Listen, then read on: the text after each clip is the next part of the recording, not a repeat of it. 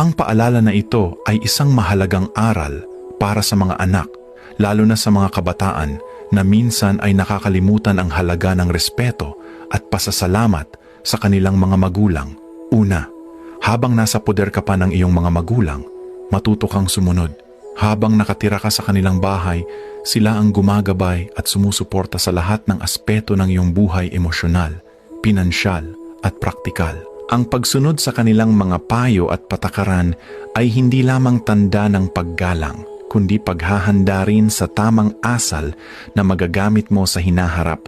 Ikalawa, huwag kang sisiga-siga at umastang kaya mo na ang sarili mo. Ang pagiging mayabang o mapagmataas sa harap ng mga magulang ay isang anyo ng kawalang galang. Akala ng iba ay kaya na nilang pamahalaan ang kanilang buhay, ngunit madalas ay hindi pa sila handa sa bigat ng responsibilidad at hamon ng pagiging ganap na independent. Ikatlo, maraming bagay sa mundo na akala mo'y kaya mo na. Ang buhay ay puno ng pagsubok na hindi madaling harapin, lalo na kung kulang ka pa sa karanasan. Ang inaakala mong simple ay maaaring maging napakahirap sa totoong mundo, kaya mahalaga ang gabay ng mga magulang.